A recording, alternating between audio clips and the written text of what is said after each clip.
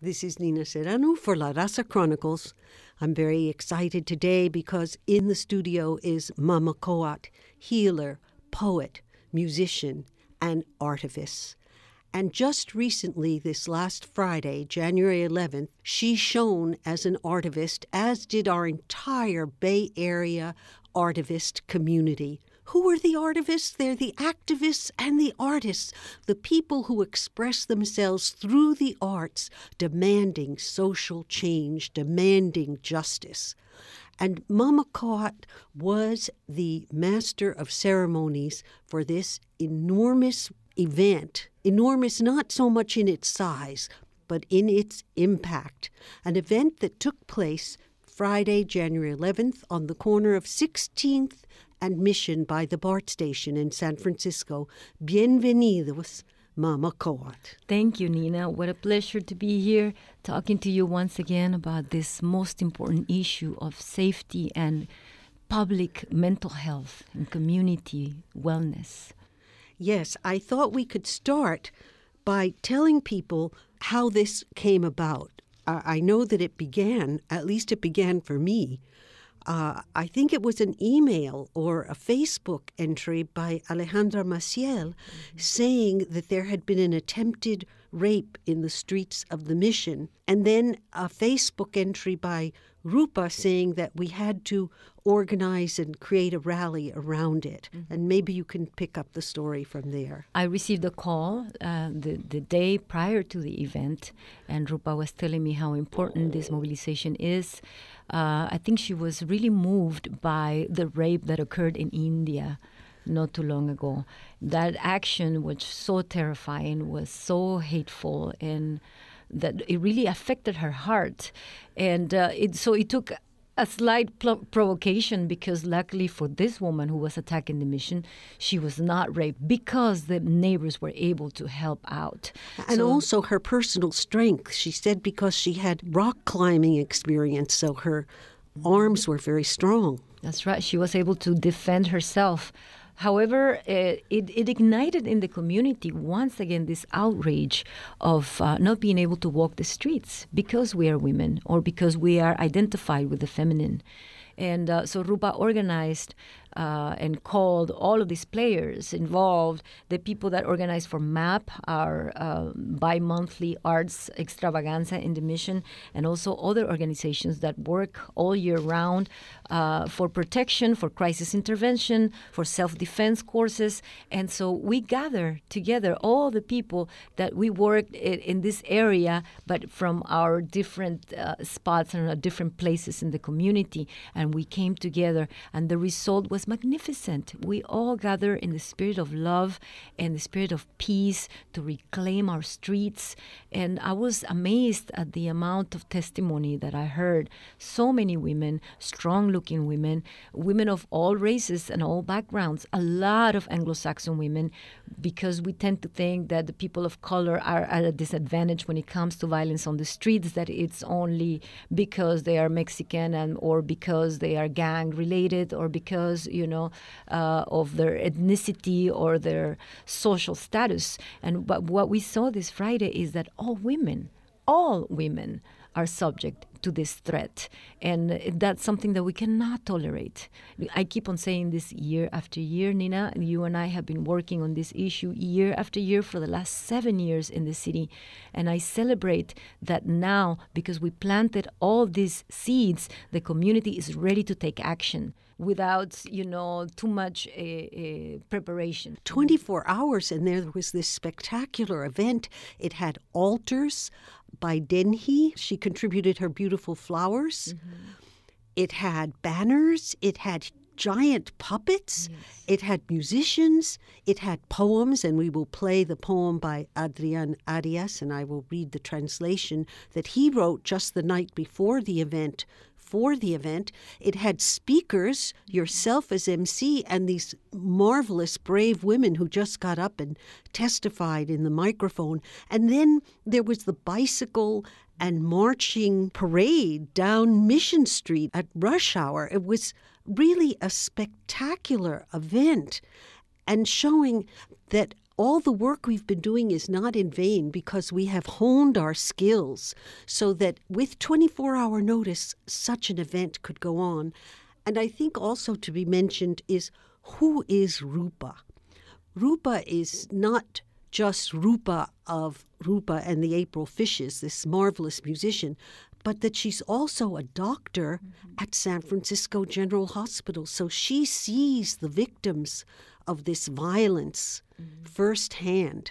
She's Indian. She comes from India. So this, what happened in India with this woman a couple of months ago really affected her. It affected me. It affected me. It was so outstanding, the amount of violence and hatred thrown at this single woman, that I think it affected everybody, especially her. Her heart was already moved by this action, by this situation. And so when this woman was attacked here in the mission, she decided to take action. And she just made phone calls to everybody, to the people that love her work, and to the people that have been working on this issue, and we made it happen. So what we did prove on that Friday is that a movement, a social movement for the benefit of the community can be originated and carried out by the community of artists and artivists. And I am very proud of that. We did not wait for an agency from the state to come and move us. We did this ourselves, and we pledged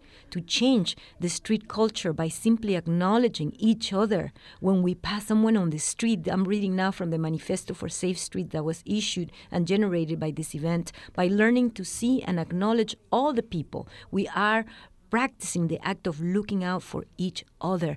This is the new culture that we want to instill, that we want to invite the community to adopt and participate in. I will also read from the manifesto. It says, "We pledge to respond to all cries for help. We will turn on a light and make some noise to let a perpetrator know we are watching. We will call for additional help. In fact, we are watching, estamos atentos, is the slogan of this movement for safe streets." Mm-hmm. Also, this manifesto was printed up by Autumn Express at autumnexpress.com. So there's another part of the community coming forward to come together. And we talk of this as an Artivists event, but it was you that first brought to me the phrase Artivists. So I always think that you originated, but you always claim you didn't. Well, it's a word, but I originated it in the sense that I started using it very actively when I graduated from New College of California, my master's degree in women's spirituality and performance activism. To me, was a way to make my degree work for me and for my community. So what I decided was that art without a cause, it's empty, and political activism without a source of spirituality is also dangerous and empty. So I decided to bring these three things together: the sense of spirituality, Native American spirituality, indigenous spirituality, woman-based spirituality, with the activist cause of the woman of today. And working that through the arts. To me, that seemed to be a very effective technique. And that's what's been driving me all of these years to generate festivals for the elimination of violence and to also generate this conversation in the airwaves. How are we going to change the culture of violence has been my question all of these years. And I invite the entire community that listens to this radio show to ponder on this question and to figure out together, how is it that we can transform the culture of violence, recognizing that gender violence is the cornerstone of all the violence that's committed around the planet, violence against each other, violence against our food supply, and against the nature, the ecology. One of the loud voices that I heard was coming out of the gay, lesbian, transgender community when one of the spokespersons got up and gave a phone number on the microphone that any person can text at night anywhere in San Francisco if they feel unsafe and can't afford a taxi. All they have to do is phone or text 415-574-5023. Going to give it again. Text 415-574-5023. They give their name, location, and the number of passengers, and someone being this group, Homobiles, will offer them a safe ride. That was very impressive in terms of proactive offerings. Speaking of offerings, do you have any public offerings coming up of your concerts, your healings, your poetry, your music? You know how everybody that got involved in this mobilization, we are all expanding on the services that we can provide our community. Bay Area Impact is offering self-defense courses at very low cost for women and girls, and these people are offering their services in the city. This, I hope, serves as an inspiration for other communities to organize themselves. And in my role of healer, curandera for my community, I'm organizing 2 workshops at Red Poppy Art House, which is right now, or has been for the past hours, at City Hall, defending their position, trying to get the city to maintain the license that they have for live entertainment.